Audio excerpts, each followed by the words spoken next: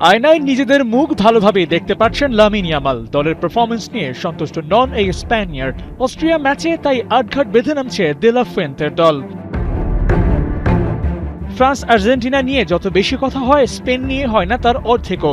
কারণ যে ধাঁচে খেলে বিশ্বকাপ প্রস্তুতি নিয়েছিল ওরা, সেই মানের খেলাটা হচ্ছে না, স্বীকার করছেন স্বয়ং লামিন ইয়ামাল। এটা সত্য যে সবাই আমাদের কাছ থেকে আরো ভালো ভালো খেলা আশা করছিল, কিন্তু আমরা ভিন্ন ঘরানার দলের মুখোমুখি হয়েছি, যাদের কেউই ইউরোপের দল নয়। ম্যাচগুলো বেশ কঠিন ছিল, বিশেষ করে তৃতীয় ম্যাচটি। গ্রুপ স্টেজে 3 ম্যাচে 2 জয় 1 ড্র, তাও আবার কেপ ভার্দের বিপক্ষে গোলশূন্য। অথচ বিশ্বকাপের আগে 30 অ্যাপিয়ারেন্সে কোনো হার দেখেনি স্পেন। এমন একটা দলের ফর্মের এই হাল, তার থেকেও বড় কথা কামব্যাকটা কিভাবে করতে চায় স্পেন।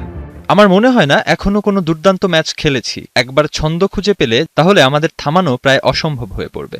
ছন্দে ফেরা না ফেরার আলাপটা পরে, যেহেতু নকআউট ম্যাচ স্পেনকে জিততেই হবে। আর সেখানে দলের সবচেয়ে বড় তারকা লামিন খেলতে পারছেন না পুরো match.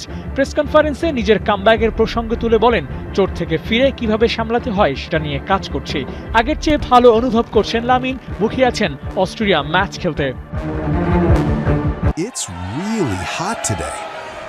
Enjoy double flavor Polar Ice Latte. পোলার, মন ভালো থাক।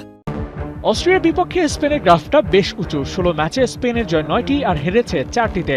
নকআউটে কাগজে কলমে এগিয়ে থাকলেই হবে না, জয়টাও নিশ্চিত করতে হবে। অন্যদিকে 2 ম্যাচে 6 গোল করা অস্ট্রিয়াও ছুটছে দুর্বার গতিতে।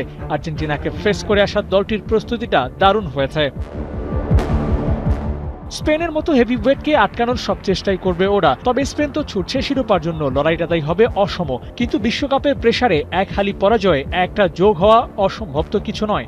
আর তাই যদি হয়, তবে জার্মানির পর ব্যাগ অ্যান্ড ব্যাগেজ নিয়ে আটলান্টিকের ওপারে ফিরতে হবে আরেক ইউরোপিয়ান জায়ান্টকে। আবু নাইম, ৭১।